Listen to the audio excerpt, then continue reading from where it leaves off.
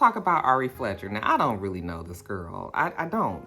Is she a rapper? Is she a singer? I don't really know what she is famous for. I know she is in a relationship with this rapper Moneybagg Yo, who I also don't know who that is. I mean, I know the names, but I don't know these people, okay?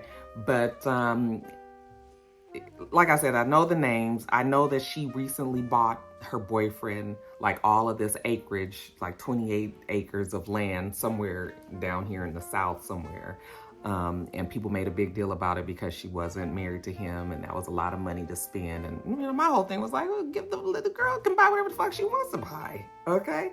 If she want to buy the man some land, who am I to judge? Like, I don't give a fuck about that. I mean, you know, it's good that they buying land. I mean, I guess she could have kept it for herself, but maybe she's thinking that they'll be together forever. Child, you know how you are when you that young. You think that you're going to be with somebody forever.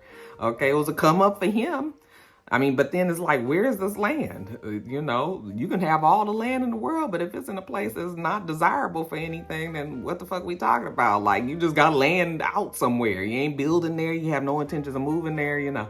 It's way out. You got to think about plumbing and, you know, really developing that land. That shit can be expensive. So anyway, whatever. She got the man the acres. He was happy. She was happy. That's all that matters. Okay. Well, evidently Ari Fletcher was on this podcast called Don't Call Me White Girlfriend. Don't Call Me White Girlfriend. Y'all, I guess that's the name of it. And she was talking about how she's matured as a woman in a relationship. You know, she was comparing her old toxic ways to the ways that she is in this new relationship with Moneybagg Yo. Actually, she said that they weren't always like this, but they've grown together, and now they discuss like if they have problems. You know, she said that if something bothers her, you know, they'll express, or something bothers him, they'll express it to each other, and then they'll discuss, you know, how we can get past this so that it wouldn't happen again. Okay. And she said that she has never done that. She said that when she does try to like act the fool or something, you know, he'll just be like, you stupid, childish, or whatever, make her feel stupid. And then she straightens up her act. So over the time, she's realized that that's not really the best way to be when you're trying to be in a relationship with somebody and all. And, you know, maybe you need to do more positive resolving of issues, you know, so that you guys can stay together and be happy. Okay. So anyway, while she's talking to the interviewer was like, you know, I've been the toxic one in relationships in the past. And Ari was like, yeah, me too, you know? And so then that's when she said that, you know, she would have these dramatic fits. She would have like a temper tantrum and act like a baby basically, and just be going crazy just to see if he would, or any of her ex-boyfriends, I guess, that she was talking about, would stop her from leaving. Okay. And she said, you know, like, pull a gun on me, you know, to prove that you don't want me to leave. All right. And when she said it, so I'm listening to it. I just listened to the clip. I didn't listen to the whole podcast. But just in the clip when she said it, I was just like, okay, she's sort of saying it as a joke, I'm assuming. But I'm thinking to myself, like, if she's saying this and she's got all these young girls who look up to her, you know, because there's girls out there who want to be these Ari Fletchers and the Jada Cheeves and the, you know, all of these different girls that are famous for being on Instagram and being models or whatever, girlfriends of famous rappers, but they parlay their thing into a business, and they start to make money on their own. Like, there's no hate there. I'm not mad. Okay. You know, get it how you live. But what I'm saying is there's a lot of young girls that look up to that kind of thing, that aspire to want to be like them. Okay. And when you out here saying shit like that, well, these young girls are going to start to think that that's okay. I mean, they already think that half of the shit that these girls do is okay, that don't be okay. Okay. So when she said it, I was like, oh, that's going to be a problem. And I was really like, what in the world? Like, what is going through the minds of young people to say some shit like that? I don't ever want somebody to pull a gun on you. Because listen, where I came from is when you pull a gun on somebody, bitch, you better use it. Okay? Because it's going to be a problem for real if you don't use it. and you didn't pull the gun, like that is crazy. You know, so when she said that, of course, social media, people watching the video, of course they're going to comment on that. And she kind of doubled down on it. She came back, and really what she should have just said was like, bitch, I was just playing and don't nobody. And I think she eventually did say that, but that's not what she said initially. What she said initially is, listen, joke or not, if people want a gun pulled on them, then that's what they want. I'm giving you guys the layman's, but this is what she said. You know, she tired of people coming in and picking up the negative things that she said after she said all of this positive and good stuff in the interview, and it was really good. And she says, and I guess in retrospect, she's happy that it's getting all this attention because she was just trying to make sure that her girl with this podcast, you know, that it was successful. So she's happy in that, you know, in that way. But she said, like, you know, if it's none of you guys' business, if I want a gun pulled on me, or if it's a girl want a gun pulled on me, then that's what it is, basically.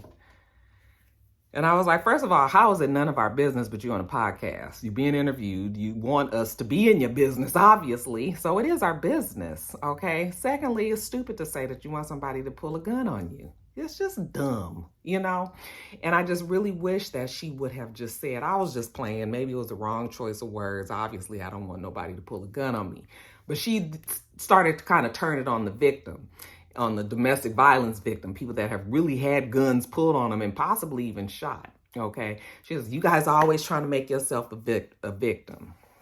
Well, if you were a victim, then you would feel a certain kind of way about that, because it's just, girl, don't make light of something like that. So it was a dumb thing to say. She probably regrets saying it, but, you know, won't say that because, you know, a lot of times when we are being when it's pointed out to us that we're wrong, it's hard for us to just be like, you know what, you right, damn, I shouldn't have said that, I shouldn't have did that.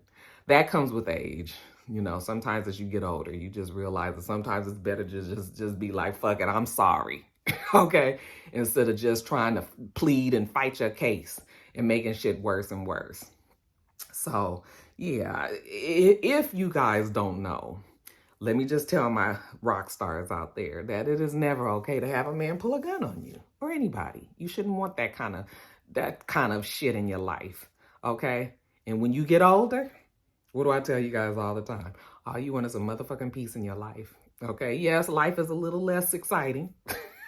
Shit is a little bit boring, okay? You start to enjoy, you know, the weekends when you ain't got to go nowhere and do anything, and, you know, you ain't getting into arguments all the time. It's just sort of like later for all of that drama. And so you younger, you think that's all fun. And then as you get older, you realize that, no, that shit is just stressful, okay? It's not okay. You should strive to have a healthy relationship with whoever you decide to be with, okay? Man, woman, whoever it is, that kind of shit is not ever normal, okay? Rocky love y'all. Now, I don't want motherfuckers pulling guns. I don't want nobody pulling no damn gun on my child. Come on. What the fuck is wrong? Child, my young rock stars out there, and truth be told, it ain't just the young ones. Some of y'all my age ain't got it all the way right either. But we gonna keep on praying for y'all. We gonna keep on, y'all. But yeah, stupid. Just no. All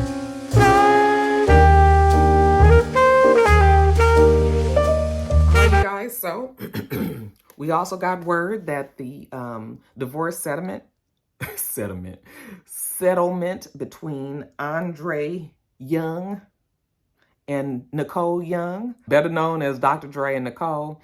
It looks like the settlement has come about, and she will leave this marriage with $100 million, a payout of $100 million from Dr. Dre. So people are saying that that's only 10% of his fortune, and I thought that as well, but actually, it's 1/5 of his fortune, okay? She also gets half of his liquid assets, all right? Now, that's a horse of a whole different matter. She does have to move out of the Malibu house that they had together, but she gets to keep a Range Rover. She gets to keep a Rolls Royce. She gets to keep the Cadillac Escalade limousine. She gets to keep this spider motorcycle. She gets to keep all of her jewelry. She's getting quite a bit. All right, $100 million might just be $100 million, but that's $100 million cash. And then, like I said, them liquid assets, half of his liquid assets, that's a lot. That's why he was trying to, or that's why she was accusing him of trying to get rid of his assets when they first started this whole divorce proceedings, because he probably had an idea that that's how it was going to go.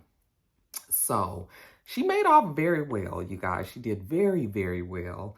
Considering she had a prenup. There was a prenup in place. The prenup didn't say all this, obviously. Okay. So she did have some powerhouse lawyers. Of course, Dr. Dre did have some powerhouse lawyers as well, but a couple of his lawyers, they ended up getting rid of because I think there was like some conflict of interest or something. So she was lawyered up, and they did very well for your girl. The prenup was signed back in 1996. Remember, Nicole was saying that the prenup was no longer valid because she had gotten into some sort of confrontation with Dr. Dre, and I think because he was trying to prove to her that he was a changed man or whatever, he tore up the prenup in front of her. So she thought because he tore up the prenup that meant that it was no longer valid. But honey, it was just like, no, did the lawyer tear up the prenup? Because Dr. Dre can do whatever he want to do. No, we got to make sure that this is like witness. We got the lawyers, the power of, not the power of attorneys, but the notary and all of that is done. So they still held up the prenup, but I guess they done negotiated some other shit, and yeah, she came out like a fat cat, you guys.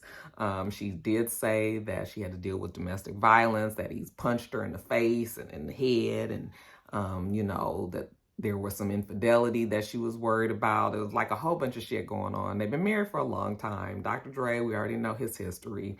I believe basically everything that she said. I'm sure that she had to go through quite a bit to be Dr. Dre's wife. Okay. And long suffering is the word that I like to use. So I am not mad that she got that money. They both have agreed that they will not appeal this divorce decision, the settlement, that it is written in stone and this is what it is going to be, and that everybody is going on with their life.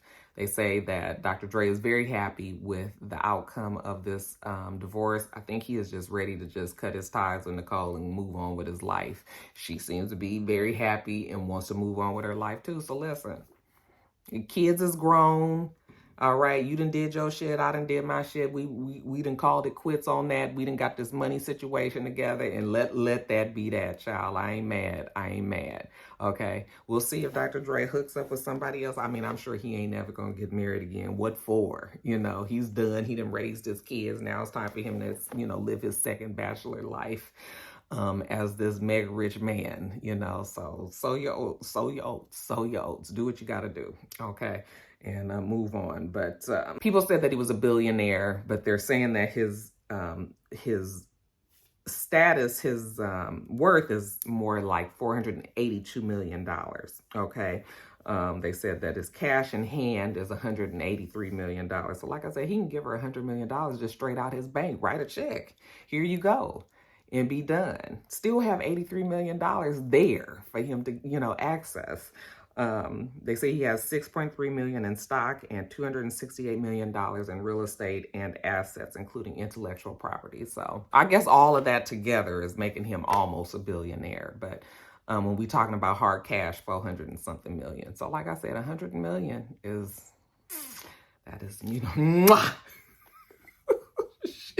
Chef's kiss, baby. Anybody out there looking for a rich sugar mama? Honey, Nick, put Nicole Young on your list, because she might be looking.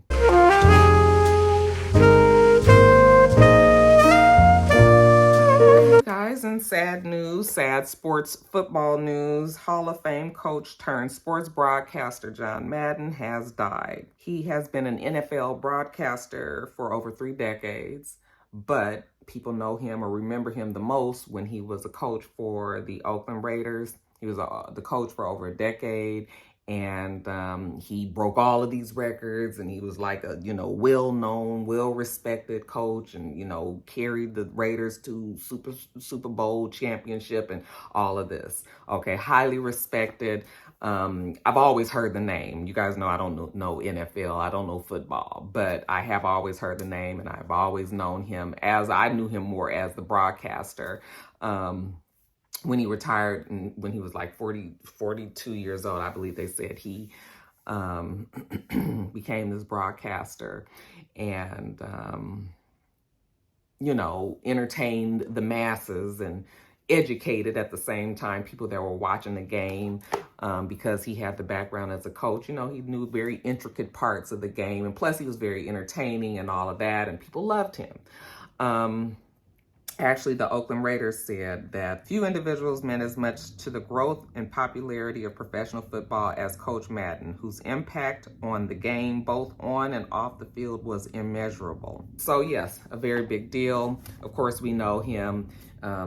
As he got bigger as a broadcaster, we started to see him endorsing things and, putting his face on things and putting his name on things. Of course, we know him the most for the John Madden football, NFL video games that has become like the highest grossing, highest selling video games ever.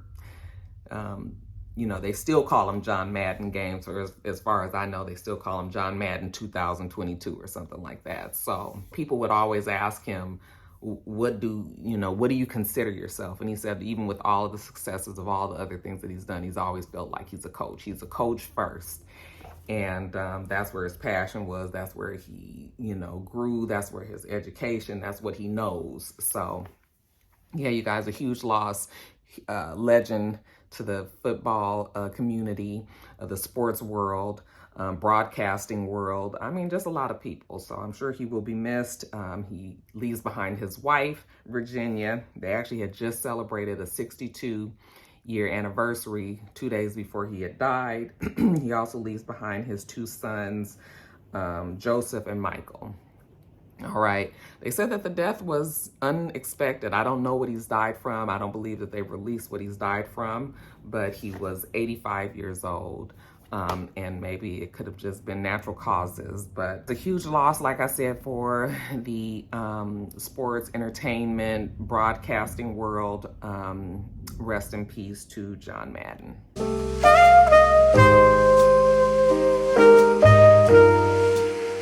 Guys, so this is a cautionary tale for my young rock stars out there. I mean, I know most of you guys ain't doing shit like this, but y'all, you don't never know. So sometimes I just got to put y'all up on game. So it seems that there's a girl, IG model, Tiger Booty, okay. Mama named her Dasani Williams. She was found dead in a hotel in Accra, Ghana, after she was flown out there to Ghana to spend time with some billionaire. Her IG name is Tiger Booty because she obviously has a tiger tattooed on her ass. But anyway, she was known in social media for being on like certain websites that provide like video and photos of women in, sexually explicit video and photos for men who want to pay for it, or for anybody who want to pay for it, men or women. And so I guess some could maybe consider her a high-paid escort. She is from here. She's here from Atlanta, Georgia, evidently. And she was flown out to Ghana earlier this month to spend time with this billionaire. Okay. And like I said, they found her dead in her hotel room. They're saying that it was either an overdose of drugs or maybe even a suicide. But of course, her people here in the States are saying that it's some foul play and that they don't believe that she would have killed herself. Okay, so that's what we're trying to figure out. Nobody knows who this billionaire person is. They can't seem to get a lead on who that person is. They haven't located that person. You know, it seems like it would be pretty easy. I mean, if people here knew that she was going to Ghana to spend time with this billionaire, it's like, can you go back and look at her text messages and look at her emails and her, you know, correspondence, who she was talking to possibly, you know, figure out who this billionaire might have been. But they're saying that no, it wasn't no billionaire and that somebody just lured her over there and killed her. Now, I don't know how long she had been dead in that hotel room, but it's just like, if she's been there since the beginning of December, it's just like somebody had to have had some sort of something seeing her with somebody. So, you know, I'm sure that's going to be part of the investigation. But the reason why I said this is a cautionary tale is because, I don't know, sometimes I feel like our younger generation feels like things come just so easily and so quickly. And sometimes I guess it does for some people, but most of the time it doesn't. So all that glitters is not gold. If somebody is trying to fly you out the fucking country to go see and spend time with them, it's like, you guys, it's just, let's don't do that. Just let's not do that. It's not safe. Okay. And this is a clear indication of why it wouldn't be safe. Okay, you can get out there, you're in a whole different country, you ain't got no tribe around, you ain't got no village to help you, and then here you turn up dead. Okay, so yeah, you guys, y'all don't fall for these things. Just don't fall for these things. I swear I'd be so worried about my young folks, including my own damn kids. That's why it's always important. I know I'm preachy, but y'all know Rocky is a mama first. Okay, so we just got to always be clear that you guys just need to be aware. You know, when a motherfucker is trying to do some shit like that for you, it's gonna come at a cost. And bitch, don't let it be your damn life. Now, I know many of you guys, because her name Dasani Williams and everything, was thinking maybe she was one of these, but you guys, actually, she wasn't. She was not. She was not. Okay, she was white. And I was just like, I mean, that's not really important to the story, but it is sort of, you know, because then it's just sort of like, well, that's why I'm not quite sure if my cousins, you know, my cousins is out there doing it. But just in case that you might be, let me just tell you, don't do it. Okay, don't do that shit.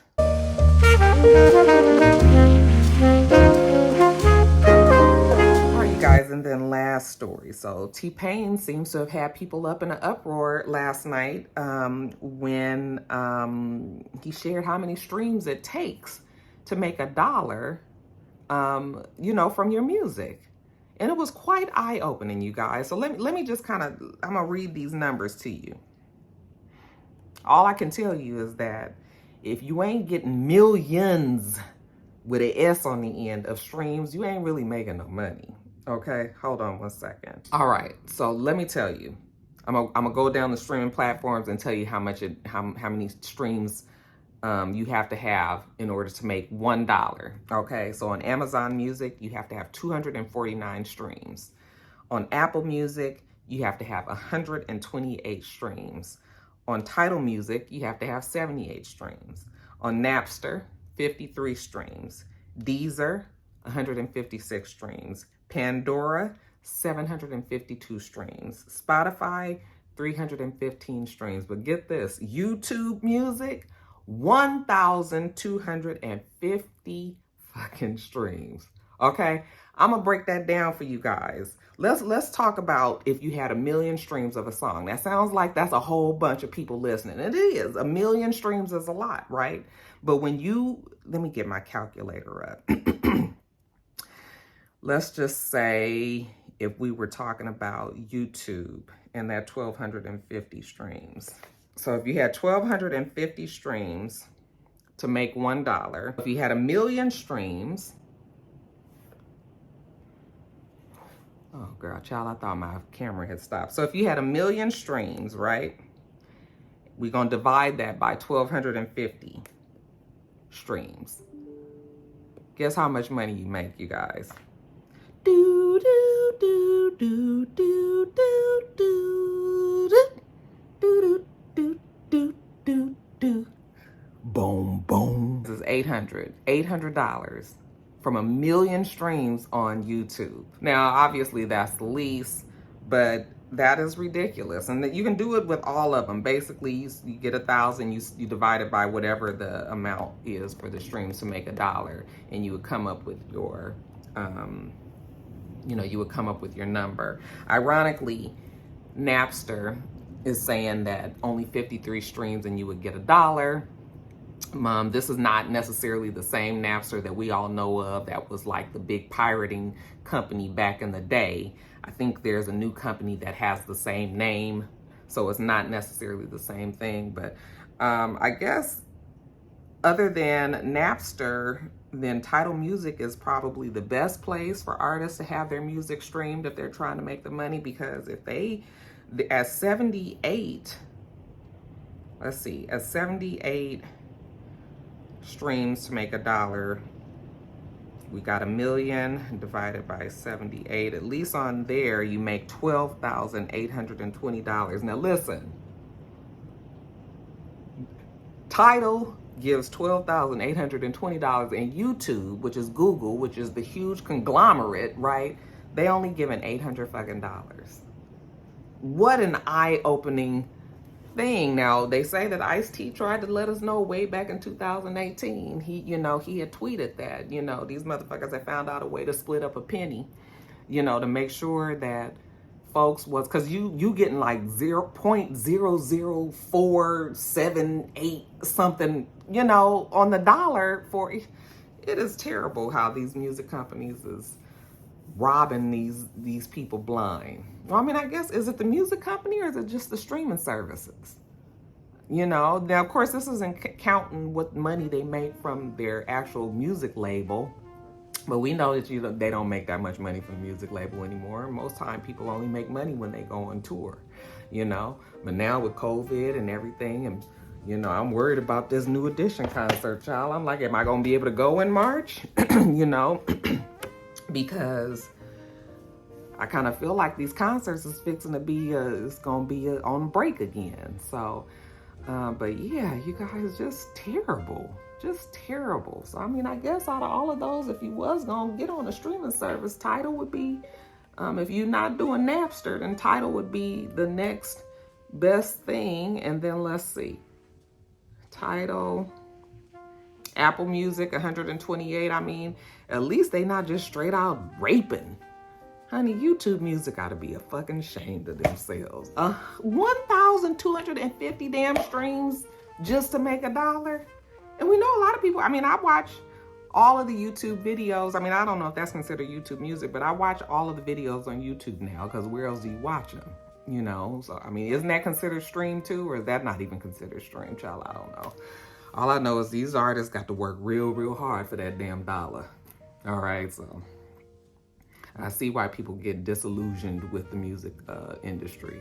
That's a lot. Who do you guys listen to your music to the most? Where do you stream your music? I mean, I listen on Apple Music. Do people even buy albums anymore? I guess that's why they stress that in order for the artist to really make music, you have to be buying the albums. But who buys albums? I don't even have a place in my house to be putting albums and CDs and shit anymore. I mean, do people still play CDs? And I mean, if you have a CD player, you do, but they don't put them in the cars no more. And it's just like, where are you listening to them? So even though I would like to get an old school record player again, but most people ain't doing that. So I don't know if I would ever buy an album again. So anyway, y'all. Feel sorry for these artists out there. I mean, you really have to, it's a labor of love, right? It's a labor of love.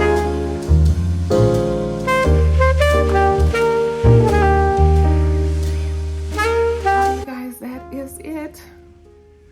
Let me get off of here. You guys actually been with me the whole time and watched the sunrise. So this is actually Thursday morning that I'm doing this video. I thought I was gonna do it Wednesday night and I maybe went to sleep. Okay. So yeah, I'm about to get this edited and up to you guys. And then, like I said, Happy New Year's to everybody. Hope you guys have a really safe and happy New Year.